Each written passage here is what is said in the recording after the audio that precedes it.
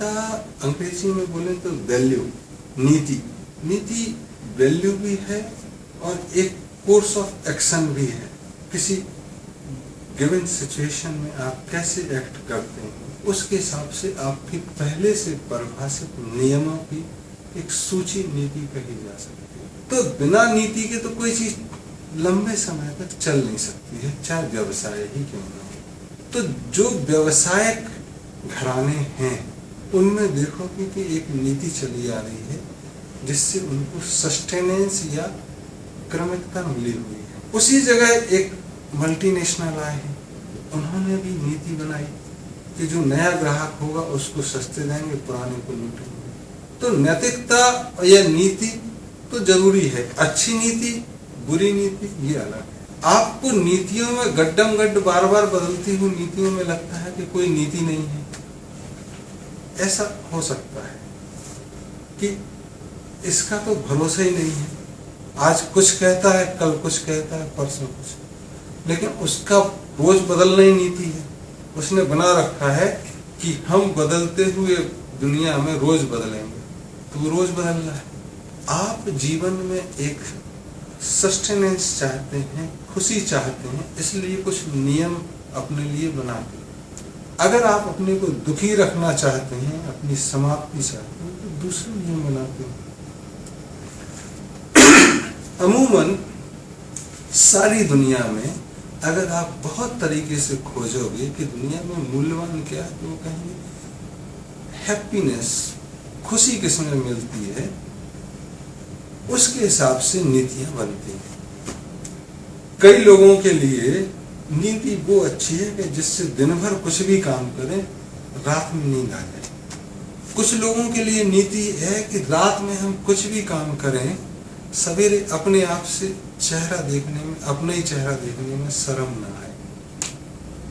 लेकिन कुछ लोगों के लिए चेहरा देखते ही नहीं, उनको दूसरे लोग चेहरा दिखाते हैं कि अपनी गिरेबान में झांक के भी तो देखो।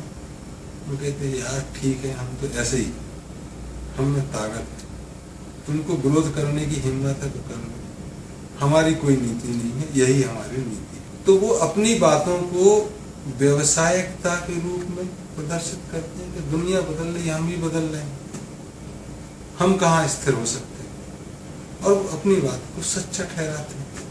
और वो ये भी कहते हैं कि जो बदले नहीं है वो तो मृत प्राय है। तो जब सब बदल रहा है तो हमारे वचन भी बदलेंगे, हम भी बदलेंगे, आप काहे भरोसा करें। लेकिन दूसरी तरफ ऐसा भी रहा है कि प्राण जाए पर वचन न जाए, और उन्होंने अपने वचन पे कायम रखने के लिए अपने जान की कुर्बानी देने की भी बात कही। एक छोटा सा उदाहरण लें, अगर आज आपने किसी एक बड़े राष्ट्र के राष्ट्रपति से मिलने का समय मुकर्रर किया, समय मांगा, और उसने कहा कि 2 महीने बाद दिन के 12 बजे से 12:30 बजे के लिए आप कुछ समय देते हैं, तो आप क्या करोगे? आप उस दिन के 2 दिन पहले का वहां के लिए टिकट बुक कराओगे, होटल में जगह बुक कराओगे, अपने दोस्तों को भी बताओगे कि देखो यार उस बड़े आदमी ने हमको मिलने का समय दिया है। हो सकता है आपका एक आध दोस्त भी चलने को तैयार हो, या परिवार का कोई सदस्य भी चलने को तैयार हो। आप पूरी प्लानिंग करेंगे, उस पर पैसा खर्च करेंगे। क्यों?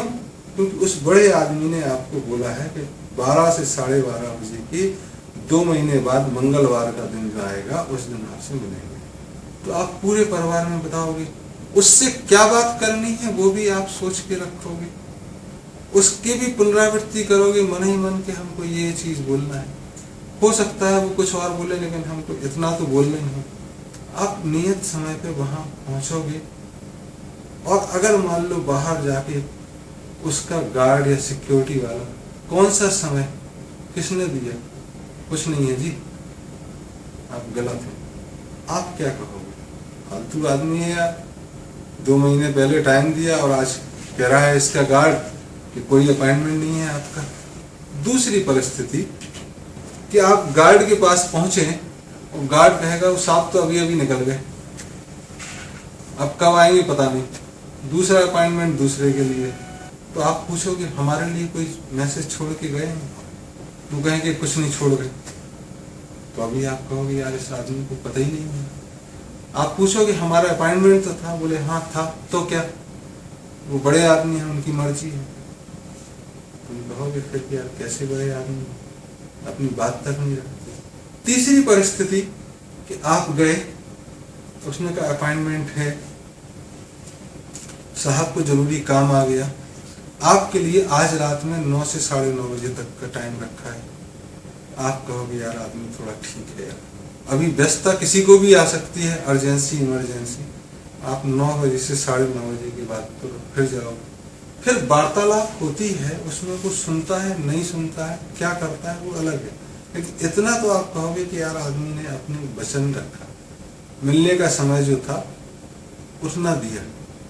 अब आगे के व्यवहार के बारे में, मान लो आपने कहा कि हम संसद का टिकट चाहते हैं, सीनेट के मेंबर बनना चाहते हैं फला फला जगह से, या संसद सदस्य बनना चाहते हैं वहां से, अगर आपकी कृपा हो तो बताएं। उसने कहा पक्का, उस जगह से अगला जो चुनाव होगा आप ही हमारे मेंबर होंगे। क्या आप उससे राइटिंग में लो? ना आप लोगे ना वो देगा। आप अपने इलाके में आके तैयारी करने लगोगे, बहुत सारे दोस्तों को बताओगे, पैसा खर्च करोगे। जिस दिन फिर से चुनाव की घोषणा होगी, आप जाओगे, आपने कहा था टिकट हमको देंगे, वो कहेगा तो किसने कहा था, या कहा था तो क्या, अब तो उसको है। तो फिर आप ही गाली नहीं दोगे, आपके परिवार के लोग भी गाली देंगे, आपके दोस्त भी आपको थू थू करेंगे कि आप किसके भरोसे में आ गए। अब तुम कहते हो कि नैतिकता का जरूरी है होना, तो आप खुद देखोगे कि इतनी नैतिकता तो हर व्यक्ति चाहता है कि अगर किसी बड़े आदमी ने बड़े पद पर बैठे हुए कुछ वचन दिए हैं तो उसका निर्वाह करे। वो गुंडा है, बदमाश है, धूर्त है, ये अलग बात है, लेकिन उस पद पर विराजमान व्यक्ति से आप इतनी उम्मीद जरूर करते हो कि वो जो बोले उस पे कायम रहे। तो आप देखोगे कि चाहे व्यवसायीकरण कितना भी बड़ा हो, उतनी उम्मीद आप रखते हो। अब व्यवसाय की बात करें तो बड़े बड़े जितने व्यापार होते हैं सब जवान पे होते हैं, चाहे स्टॉक एक्सचेंज में ब्रोकरों की बात हो, कंप्यूटर पे एंट्री भी वार्तालाप के बाद ही होती है, या उनकी कंप्यूटर में एंट्री ही उनका वचन होता है। और अंडरवर्ल्ड में तो इससे और भी अच्छी स्थिति है, या तो अपनी बात पूरी करो या आप ही पूरे हो जाओ। तो नैतिक मूल्यों का व्यवसायीकरण वर्णने से पतन हुआ है, ऐसा नहीं। उसकी दशा और दिशा क्या है ये अलग बात है, आप कैसी दशा और दिशा चाहते हैं उसके हिसाब से अपने कर्म करें। और हम अगर एक खुशहाल दुनिया चाहते हैं तो उन मूल्यों पर हमको ज्यादा ध्यान देना होगा जो हमें खुशी प्रदान करते हैं, जो हमारे परिवार को खुशी प्रदान करते हैं। और खुशी तो अभी है, यही है, तो हमको अभी से यहीं से अपने से ही कार्य करना होगा, तब सब दूर हो सकता है, खुशी का वातावरण आने वाले समय में बने। तो ये बात पक्की है कि नैतिकता का मूल्यों का पतन किसी भी समय नहीं होता है। उसकी दशा और दिशा क्या रहती है ये अलग बात है। किन चीजों को तवज्जो दी जाती है, कौन सी नीतियां मानी जाती है।